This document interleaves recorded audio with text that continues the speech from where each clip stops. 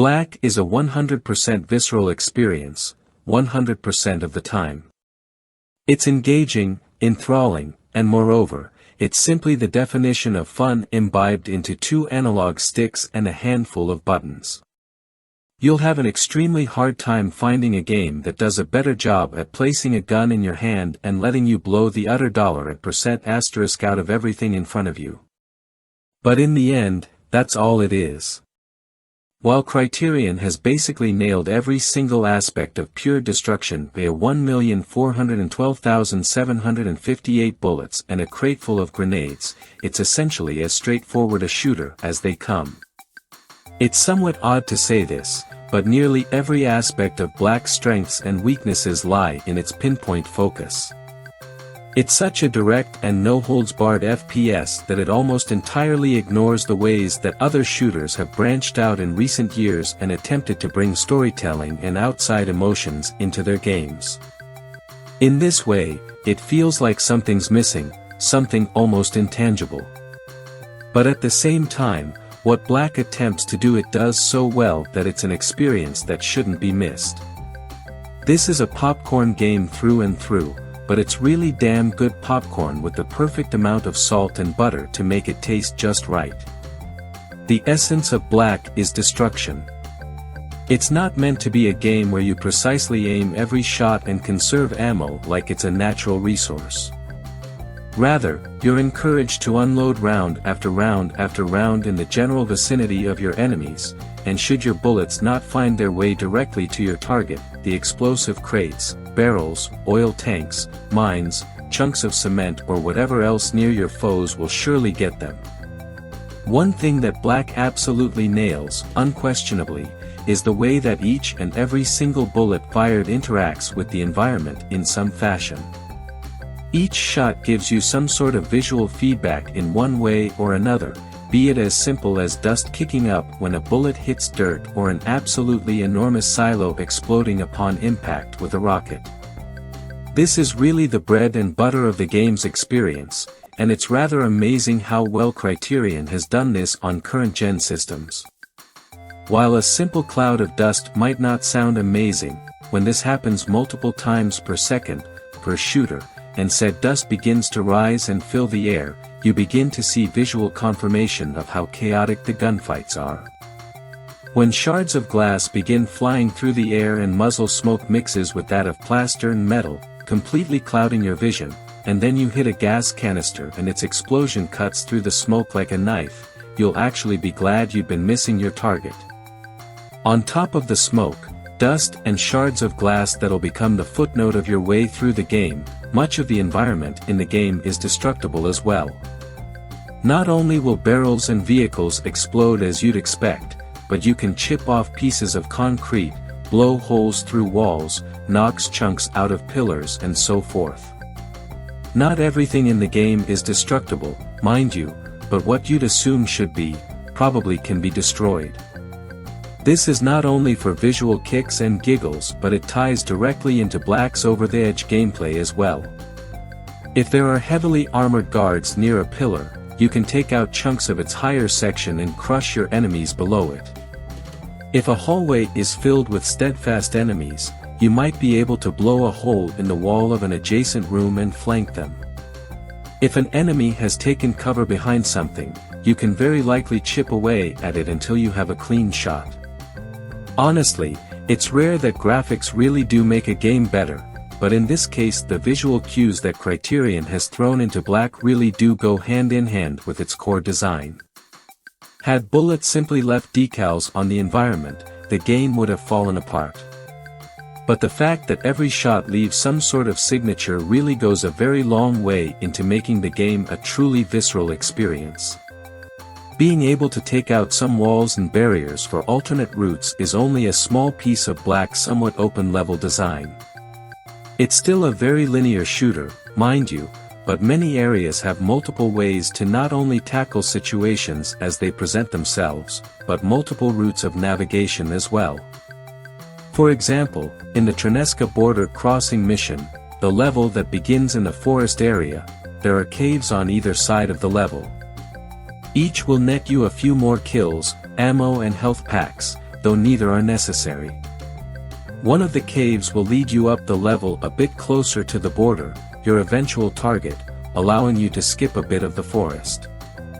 There are sections like this all through the game, be it either hidden houses or huts to the side of an area that will net you extra goodies, or entirely alternate routes that you can take to progress. Early in the Nasrin Foundry mission, you're presented with a path to the left and one to the right. The right path is an uphill battle and one with little cover, so it may seem like a bad choice and a route that you might want to skip altogether. However, nailing a few shots at a large shelving unit at the top of the hill will cause a few large cylinders to roll down the incline and crush some of your enemies, thereby bettering your odds to something more manageable. After clearing out the path, you wind up on the second level of the building you would have come to had you gone left, but being on the upper floor allows you to grab an extra hidden document, important for completing each level's secondary objective. There seem to be a ton of cool little areas like this to explore, enough that it's unlikely that any of us here have seen everything in the game. This'll help a tad to extend the game's length, which we'll hit on in a bit. Going back a second to taking out cover, this brings up one major misconception about Black: it is not a run-and-gun shooter. Sure, you can play it like this and it'll be fun as hell, but you will die again and again. Black is all about finding cover and using it to your advantage. As much as you'll feel completely empowered when you unload a clip into an as-yet untouched area and demolish everything in sight, the enemies can do exactly the same thing. In other words, you'll be just as afraid of Black's destruction and free-firing nature as you are in love with it. Now, though cover is extremely important, it's not actually a stop-and-pop game like something along the lines of what Gears of War has been made out to be. The only time you'll ever stop firing is when you need to reload, but even when you're unleashing hell you'll want to have something nearby protecting you from at least one angle. Cover is important not really to cower behind, but for use to keep every enemy in the area from firing at you at once. You need to use cover as protection from one group of enemies while you take out another. Consider it your best friend in the game, at least until it's gone. It's this sort of play between complete destruction of your enemies and only partial destruction of yourself that makes the game intense. You will be shot, but how much and how often is up to you. You don't need to be patient, but you need to be careful. There are fine lines here that Black touches on, and it all works really well once you get it. Now, speaking of getting gunned down by the AI, your enemy generally does a pretty decent job of taking cover and finding decent spots to set up at. Enemies off in the distance will close in to attain better cover and more accuracy, though usually only when it makes sense. Aside from moving from point to point, they don't really run around too much and generally act as cannon fodder, which seems to play into the game's overall movie-esque style. What we're getting at is that it's not intended to simulate an online deathmatch.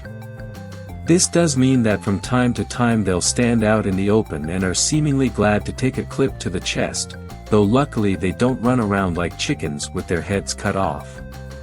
In certain missions you'll have a couple teammates at your side who tend to abandon you if you disobey orders and head into dangerous territory without backup, which, of course, you'll do. Your squad generally behaves about as well as the enemy does, which is to say that they'll find a spot and stick to it until their target is dead, sometimes even if they're under heavy fire. While your squad mate AI isn't perfect, it doesn't really matter as they do end up enhancing the experience, even if only a little bit. You'll basically just run off on your own anyway and run into them again from time to time, usually happy to see them taking some fire for you. Again, the AI isn't great, but it does work reasonably well and doesn't ever really detract a whole lot from the overall experience. Now, while the straight-up shooting elements of the game really are exceptional, as mentioned, that's about all there is.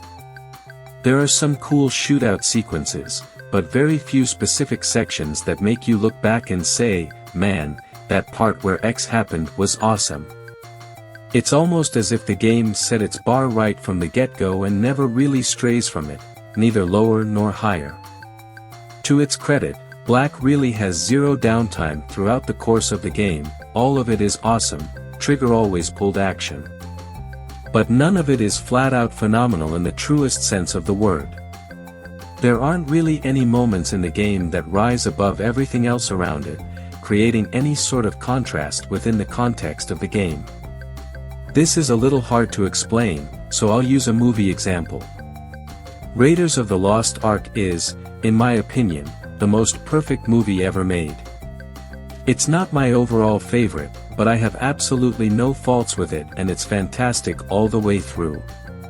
But even though I love every second of the movie, certain standout sequences come to mind when I think about it, like the face-melting sequence at the end or when Indy simply shoots a man after an impressive display of swordsmanship. Or the part where Indy is being dragged by a truck and fights his way into the cabin. Or hell, the classic intro. I could go on, but you get the point. Each of these sequences stands out on its own. This isn't really the case with Black, however. Some sections are cooler than others, sure, but only slightly so. You're always shooting at soldiers and things are always exploding. There aren't sudden shifts in this scenario where you're in total control 1 second and then being chased by a helicopter the next. The environments change, but the action doesn't. Really, this is more of a missing aspect of the game than a fault. What's there is great, but had there been something more every now and then, it would have shaken up the feel of the entire game. One thing that's sure to be a sore spot with many gamers is Black's overall play length. Taking various play times from around the office, it seems like the average gamer will finish the game in somewhere between 5 and 6 hours. No, it's not long, but that wasn't ever the intention. Honestly, I personally don't mind its short length as much as others do and will. I'm certainly not happy about it and would like to have seen a few more hours tacked on at the end, but I can live with it, mainly because it makes it more likely for me to play through Black every now and then than something that packs 5 hours of gameplay into a 10 or 12-hour experience. Again, it's very short, but those 5 or 6 hours are jam-packed. The other thing that people will groan about is its lack of multiplayer. In a day and age where 99.426% of all first-person shooters have some sort of online play, Black doesn't. There are a number of possible reasons for its exclusion, like technical problems or sole focus on its single-player portion, but it doesn't make it suddenly appear. And coupled with its short play time, people may be turned off by this. Let me say that I'm looking forward to playing through the game yet again when I have a copy that I can run at home and that I do think it's worth the purchase price, multiplayer or no. I've already talked a fair bit about the visuals earlier, but it should be made very clear, this is a fantastic looking game. The amount of whiz-bang technology that Criterion has been able to implement on the PS2 and Xbox is pretty damn amazing. Burnout looked great, but Black looks better. From the destructible environments to the absolutely outstanding particle effects, Black is a true showpiece for both systems. Enemy units feature nice ragdoll physics that, when coupled with the plentiful amount of explosions in the game, make for some very satisfying kills. The physics are tuned to react very quickly, meaning that bodies carried in an explosion don't float, they fly, impacting walls with brutal force. Volumetric lights, specular highlights, bloom effects and even a bit of depth of field during reloads are all seen here, and even if they're faked due to current-gen hardware restrictions, every effect is pulled off beautifully. The draw distance is also fantastic and plays perfectly into the size of the levels. These things are not only huge but often encompass either outdoor or city environments that truly test the engine's capabilities. There's hardly a person that walks by and sees the game that doesn't immediately comment that it looks great, especially for only being on the PS2 or Xbox. Really, with all of the buzzword tech features going on here, were the games simply put out in a high-def resolution with sharper textures, it would find a nice home on the 360. Alas, all of these visual tricks come at the cost of slowdown on occasion. It's fairly rare, or at least it's rare that it's obvious, but it does happen. The somewhat bright side to this is that the game simply slows down rather than becoming choppy, meaning it still runs smoothly, just slow for a short time. This kinda gives a cool, unintentional slow-mo effect, that, although we wish weren't there at all, is the lesser of two evils, the other being a chuggy frame rate. On par with its visuals is Black's audio. The various weapon effects are second to none on either platform and sound amazing. Ricochets and bullet effects all have multiple samples associated with them, so even if someone's lighting up the ground around your feet, you'll swear you can't hear the same sound twice. Let's make this very clear, your neighbors will hate you while you play Black. This is a game that screams to be cranked to 11. The subwoofer effects that kick in when a grenade goes off will jump a still heart back to life. As mines goes off in sequences or explosion after explosion ignites around you, you'll be deafened not only by the volume you'll want to play this game at but by the intensity of the sounds.